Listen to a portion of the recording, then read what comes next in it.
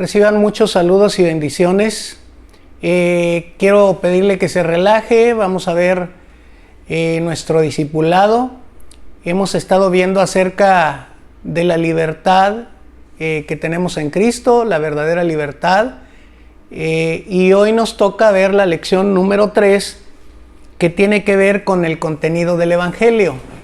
Hemos estado viendo acerca de no ser engañados, de ponernos las pilas en el estudio, que todo lo que nos hablen nuestros predicadores, pastores, líderes, maestros, podamos nosotros corroborarlo como lo hacían en la iglesia de Berea.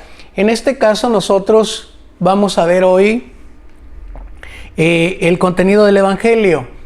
Yo no sé usted si piensa igual que yo o le suceden cosas al igual que a mí, pero en estos tiempos de crisis de salud, pues lo que menos queremos escuchar ya es acerca de enfermedades, de muertes. Queremos escuchar buenas noticias. Si yo le preguntara a usted cuál sería una noticia en estos momentos que le gustaría escuchar, yo creo que todos estaríamos esperando recibir alguna noticia que ya sacaron una vacuna en contra del coronavirus, o finalmente que ya llegó al pico el máximo de contagios y que de ahí empieza el descenso, y eso quisiéramos escuchar cada uno de nosotros, creo, ¿verdad? Una gente, lo voy a mencionar así, hasta cierto punto normal, o que está cuerda de sus facultades mentales, creo que piensa esto, o debe de esperar esto, que ocurra esto, pues esperar buenas noticias. Yo creo que a cada día es la intención con la que nos levantamos cada uno de nosotros, ¿verdad? Pero bueno, en estos días, pues al menos aquí en el estado de Veracruz, las cifras nos indican todo lo contrario, ¿no?, a lo que uno quisiera escuchar acerca de los contagiados. Pero fíjese que hoy vamos a hablar acerca de el contenido del Evangelio, y el contenido del Evangelio que trata acerca de quién es Cristo y acerca de lo que hizo, de lo que está haciendo y de lo que hará Jesucristo. Y esto son las buenas noticias. Las buenas noticias es el Evangelio de Cristo. Esa es la definición de Evangelio. Las buenas nuevas o buenas noticias acerca de Jesucristo y acerca de lo que hizo Cristo. Estas noticias del Evangelio todo el tiempo han existido. No son nuevas en estos tiempos. Pero ahorita que estamos viendo este estudio, tenemos que pensar que Cristo trae buenas noticias a tu vida. Cristo trae buenas nuevas a tu vida. Cristo trae noticias de sanidad. Cristo trae noticias de prosperidad también. Cristo trae noticias de bendición. Entonces, tenemos que esperar en Él. Tenemos que confiar en Él, independientemente de cómo estén sucediendo las cosas, ¿verdad? Entonces, el Evangelio trata acerca de quién es Jesús. Pero ¿quién es Jesús para usted? Según las Sagradas Escrituras, aquí nos habla que Jesús es el Hijo de Dios. En Marcos 14, 61 y 62, habla de cuando estaban interrogando a Jesús y ahí los principales sacerdotes, los escribas y las autoridades le preguntaban que si era él el Cristo, y Jesucristo les decía: yo soy. Él les dijo en ese momento, yo soy, y veréis al Hijo del Hombre, dice, sentado a la diestra del poder de Dios y viniendo en las nubes del cielo. Entonces, la palabra Hijo de Dios del hebreo, ya lo habíamos mencionado en una clase anterior, en el hebreo significa totalmente Dios. Se le llama incluso un hebraísmo, porque viene del hebreo y quiere decir que es totalmente Dios. Ahora, Jesús es el Señor. Le voy a describir o le voy a mencionar unas palabras letra por letra que aquí viene, de acuerdo a Romanos 10:9, nos dice que si confesares con tu boca que Jesús es el Señor y creyeres en tu corazón que Dios le levantó de los muertos, serás salvo. Esta expresión nos habla de que Jesús es el Señor. En hebreo es una Y, una H, una W y una H.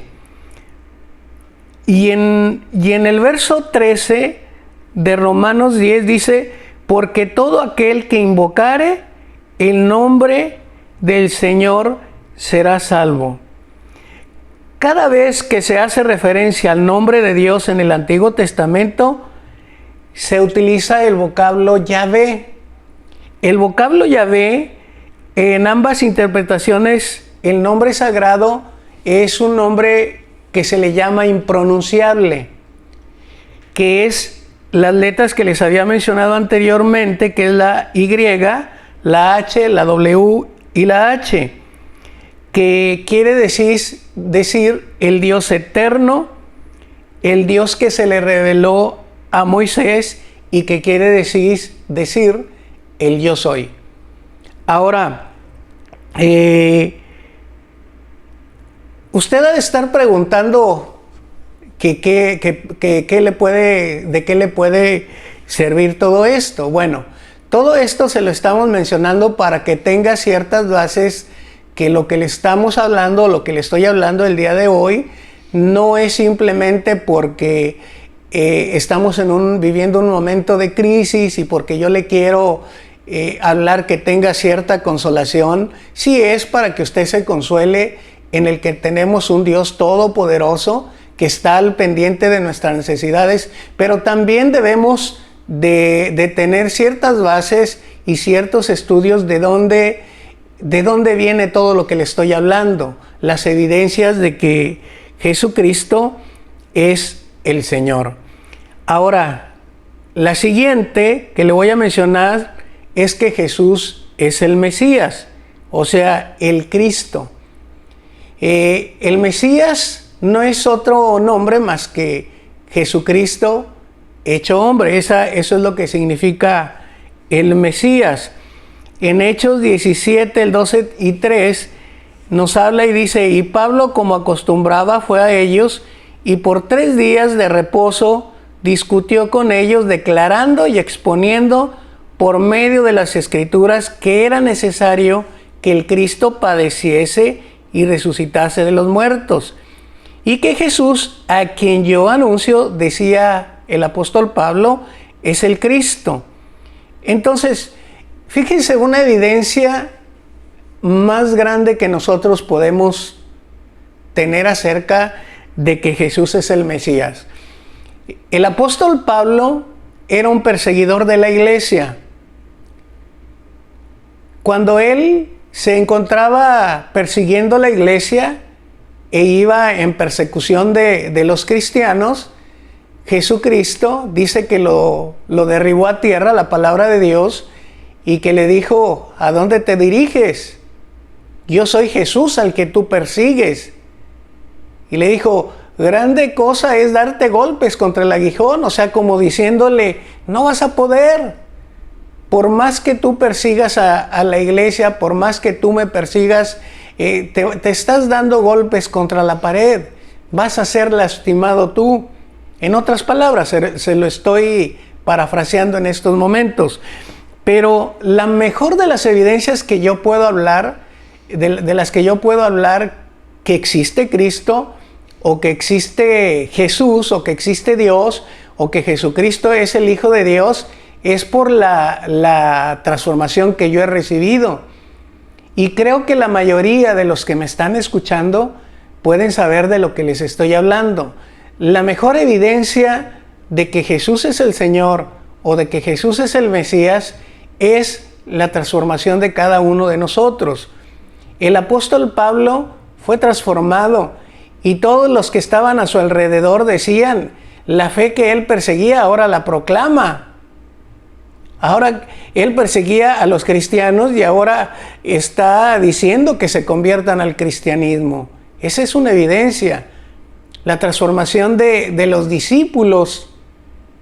Pedro lo negó, pero después estuvo dispuesto a morir por él. Estas son las mejores evidencias. Es importante que cada uno de nosotros lea la Biblia, la estudie, la escudriñe, y así se podrá dar cuenta de que lo que le estoy diciendo es verdad. La siguiente es que Jesús es 100% hombre. Él vino aquí a la tierra y se hizo 100% hombre. Todos sabemos la historia que Jesús nació a través de la Virgen María. La Virgen María concibió a través del Espíritu Santo a Jesús. Entonces fue hecho totalmente 100% hombre.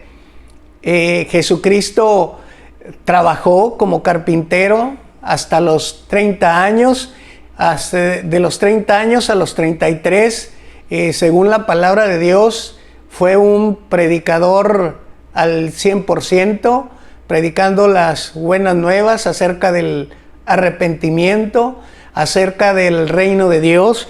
Y bueno, pero él también estuvo de carne y hueso como cada uno de nosotros. La única diferencia que hubo entre Jesucristo y nosotros es que Jesucristo fue 100% santo, fue 100% sin pecado. Entonces, y es lo que nos habla el siguiente punto, que Jesucristo es 100% sin pecado, 100% santo. Y dice la palabra de Dios que Él es poderoso para socorrernos hasta a nosotros en toda tentación, puesto que Él fue tentado también en todas las cosas que fuimos tentados nosotros. Pero dice, sin pecado. Jesucristo puede entender tu situación en estos días de miedo, en estos días de incertidumbre. Él entiende tu situación. Jesucristo puede entenderte cuando eres tentado a adulterar, cuando eres tentado a mentir, cuando eres tentado a robar, cuando eres tentado a decir malas palabras, cuando eres tentado en general al pecado. Porque Él fue tentado en todo, pero sin pecado. En Mateo capítulo 4 nos habla acerca de la tentación de Jesús, y fue tentado con la fama, con el poder, fue tentado acerca de todo, al igual que tú y que yo somos tentados. Por eso, acércate a Jesús en esos momentos de debilidad, en esos momentos de tentación, en esos momentos cuando dices, no puedo más. Acércate a Jesús, acércate a la palabra de Dios y verás cómo puedes salir de la tentación.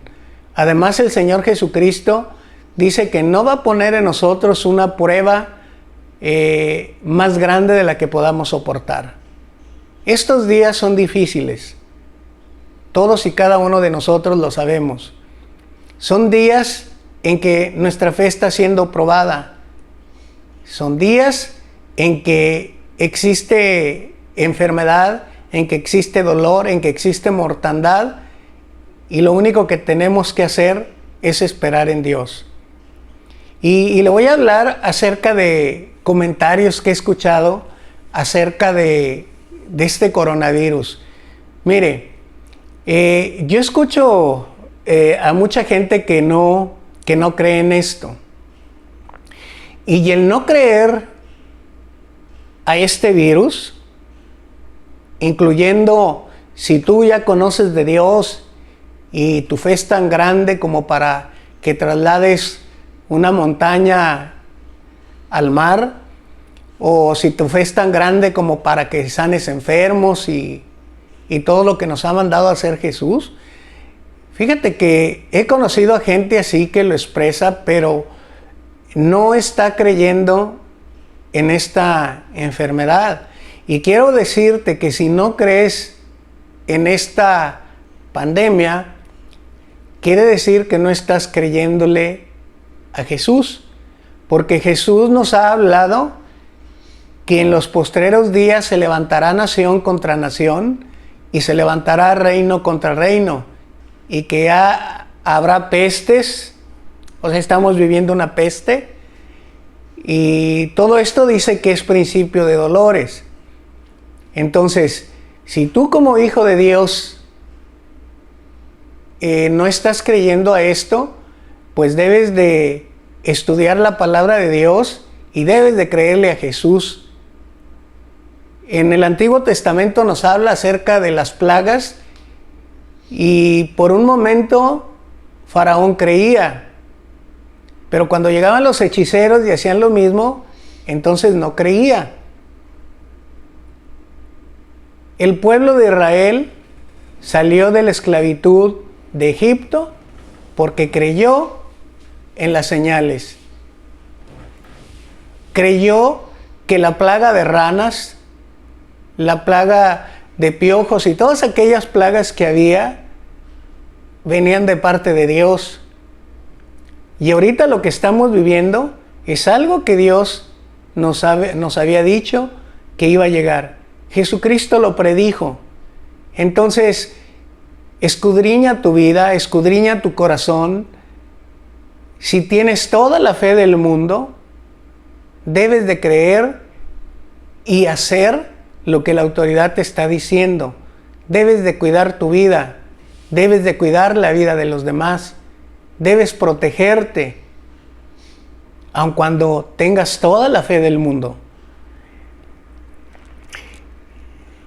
Segunda de Corintios 5:21 dice: al que no conoció pecado, por nosotros lo hizo pecado, para que nosotros fuésemos hechos justicia de Dios en él. Y primera de Pedro 2:21 y 22 dice: pues para esto fuisteis llamados, porque también Cristo padeció por nosotros, dejándonos ejemplo, para que sigáis sus pisadas, el cual no hizo pecado, ni se halló engaño en su boca. Jesucristo no pecó. Jesucristo fue 100% santo. La siguiente que podemos ver es que Jesús es 100% Dios. A veces no podemos entender. Yo me acuerdo que cuando era niño nos decían que todo esto era un misterio. Pero para nosotros que ya estudiamos la Biblia, que leemos, que nos congregamos, esto no es un misterio.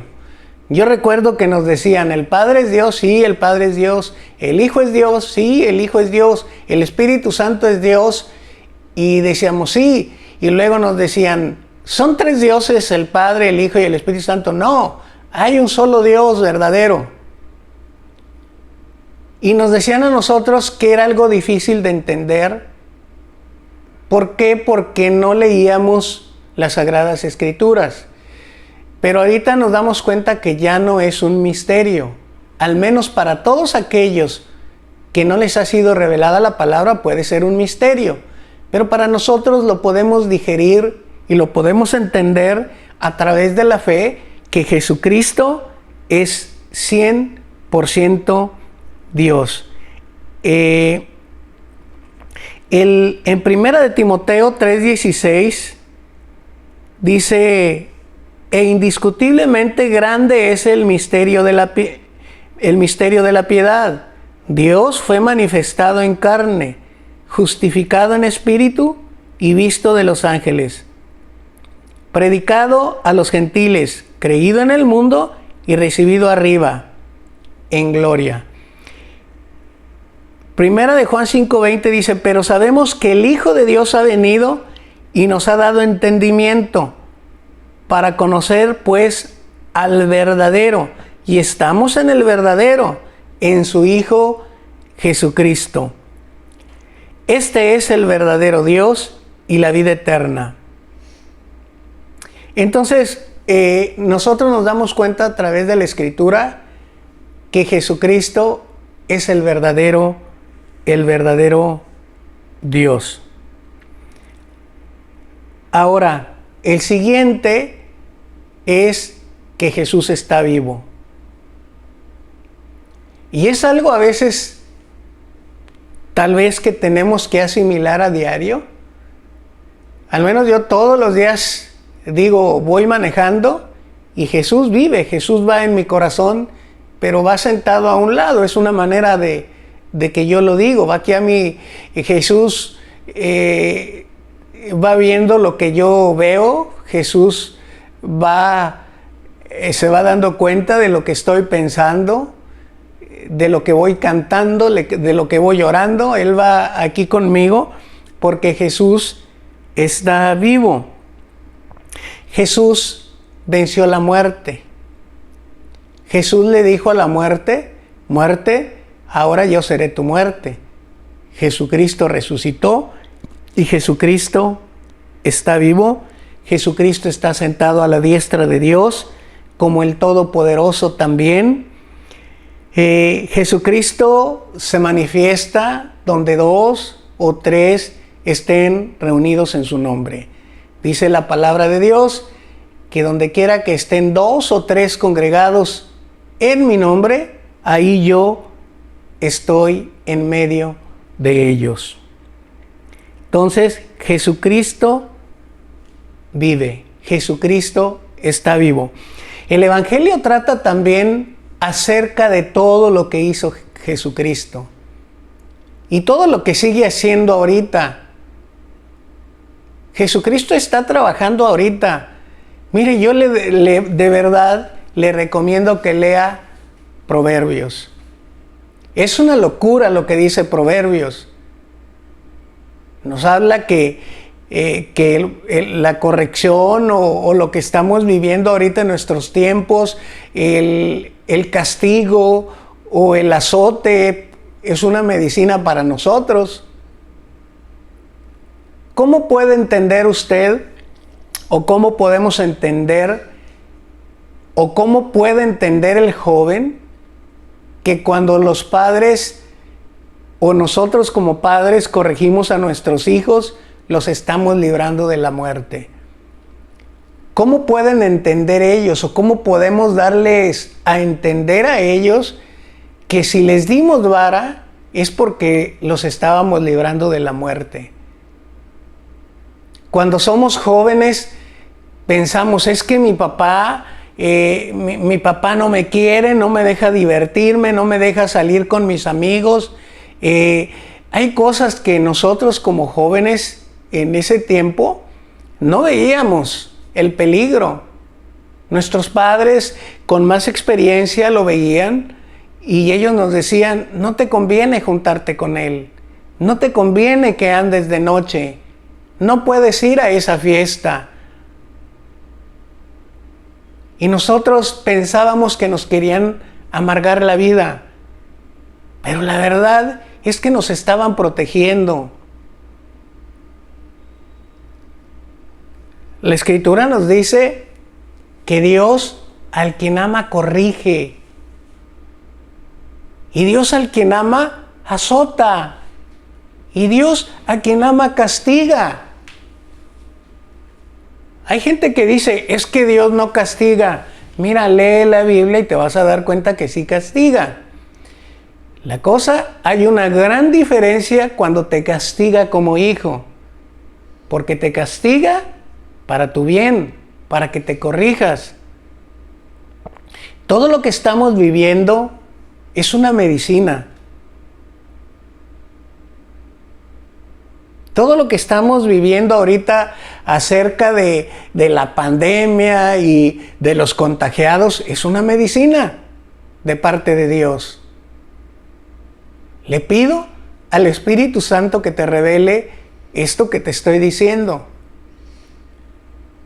Porque como hijos tal vez no lo entendemos. Tú prohíbele a tu pequeño o dile que no coma dulces. Y no te va a entender. Tú le puedes dar a tu hijo chatarra en la mañana, chatarra a mediodía y chatarra en la noche y tu hijo feliz. En cuanto le pienses, le quieras dar verduras, las va a rechazar. Y si tu hijo se te desobedece y le das corrección, va a pensar que no lo amas, que no lo quieres.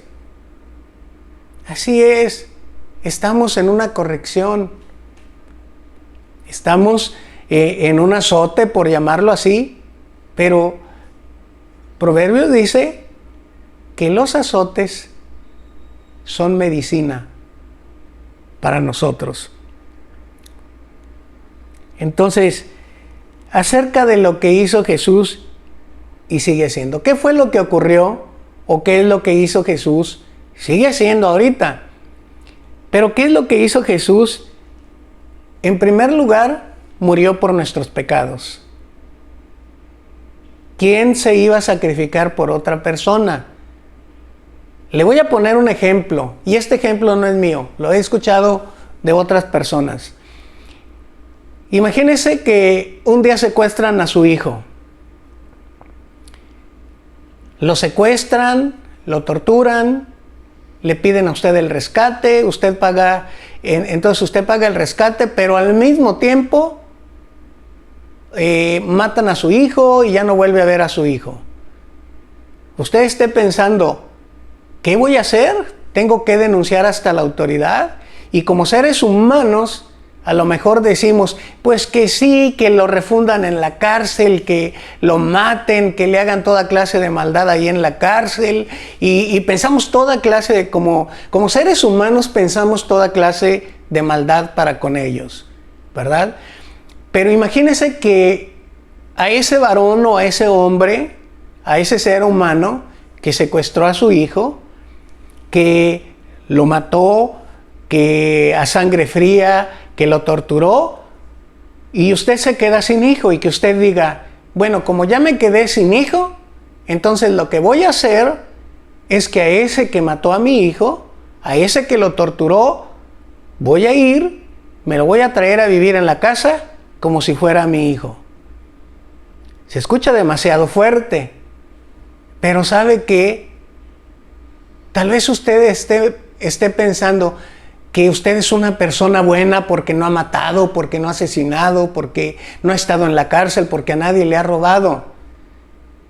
Pero en general, la palabra de Dios nos dice que somos malos.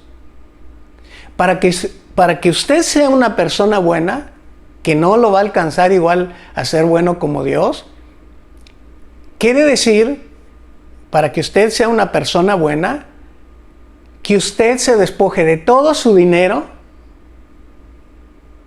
y se los dé a los pobres. Y eso, entre comillas, yo le puedo decir que sea bueno. Hay un hombre que se le acerca a Jesús y le dice, Maestro bueno, ¿qué bien tengo qué tengo que hacer para heredar la vida eterna? Jesucristo le dice, guarda los mandamientos, honra a tu padre, a tu madre, no defraudes a nadie, no robes, no mientas y tendrás la vida. El hombre le dice, todo esto lo he guardado desde mi juventud. ¿Qué tengo que hacer? Y él le dice, si quieres ser perfecto, vende todo lo que tienes y dalo a los pobres. El joven se regresa muy triste porque la palabra dice que tenía muchas riquezas. Entonces, usted está pensando que es bueno. Yo me he encontrado personas que dicen, yo no le hago mal a nadie, soy totalmente buena, yo soy una persona buena. No señora, no señor, no hay nadie bueno. En lo absoluto no hay nadie bueno.